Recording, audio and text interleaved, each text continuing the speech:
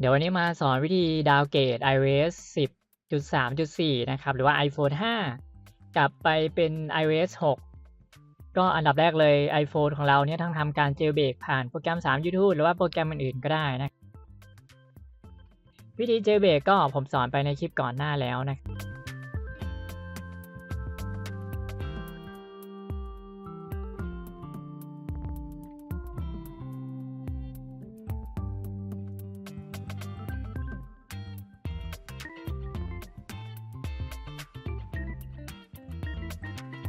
coolbooster.com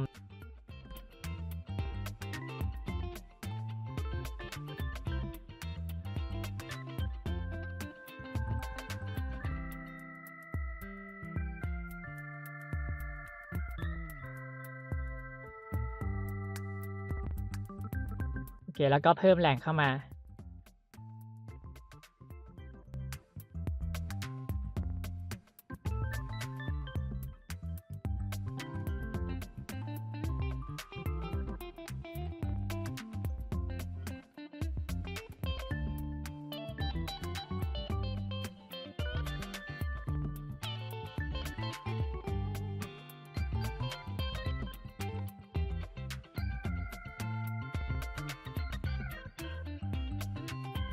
แล้วก็มาที่แหล่งนะครับกด refresh หรือว่าเพิ่มแหล่งนะครับคัดลอกลิงก์หรือพิมพ์ลิงก์ที่ผมแปะไว้ในคลิปนะครับก็จะเป็นcoolbooster.com ก็ทำการกดติดตั้งตัวแอป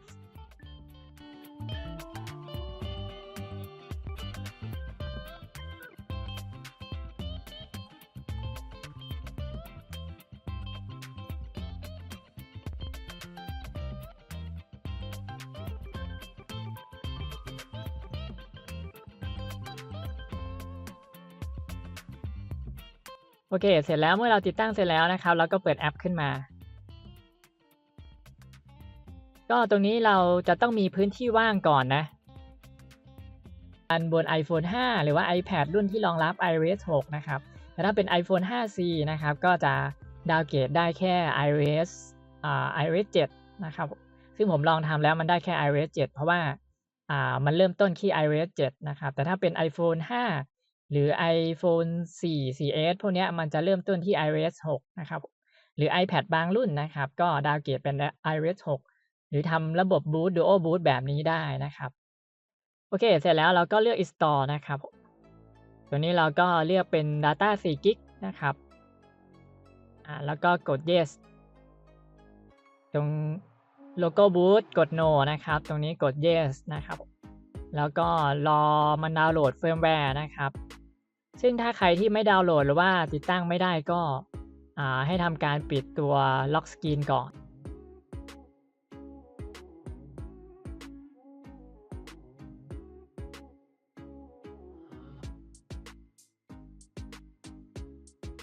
แล้วก็มันก็จะทำการ install firmware หรือ boot ทับตัวเดิมนะครับผมก็คือสามารถกลับมายัง iOS 10.3.4 ได้ก็คือมันจะเป็นตัว boot ทับที่คล้ายๆรันทับไปเฉยๆแต่ว่าไม่ได้ติดตั้งบนเครื่องจริงจะมี boot dual boot แบบ 2 ระบบ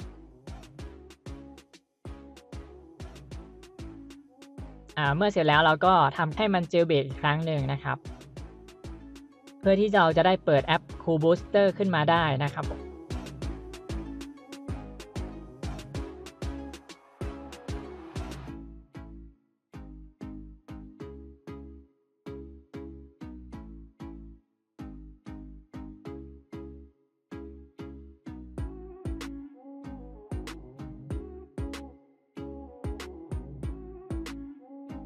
ให้มัน jailbreak อีกครั้งหนึ่งนะครับ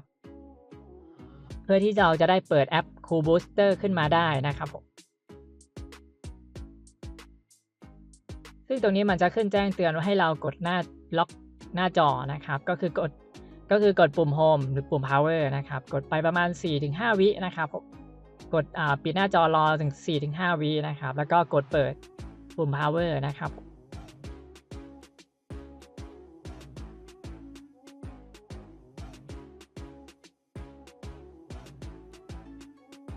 โอเคถ้ามันได้มันก็จะขึ้นรันแบบนี้นะครับแล้วก็รอมันทำการ install นะครับ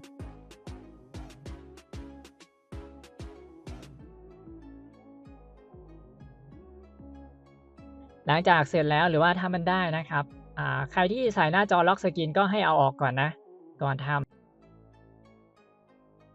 ถ้ามันรันได้มันก็จะให้เราตั้งค่าภาษานะครับเหมือนเรารีเซ็ตล้างเครื่องใหม่ๆเลยนะครับผมแล้วก็ตั้งค่าเน็กไปก่อนนะครับผม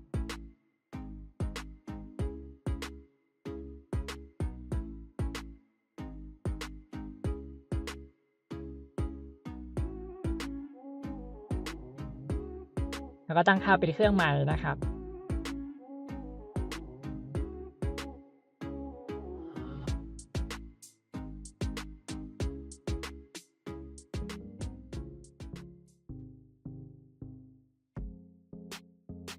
แล้วก็สามารถบูต iOS 6 บน iOS 10 ได้แล้วนะครับก็มันก็จะเป็นiOS 6 แบบใช้งานได้ปกติเลยนะครับสามารถกลับไปเป็น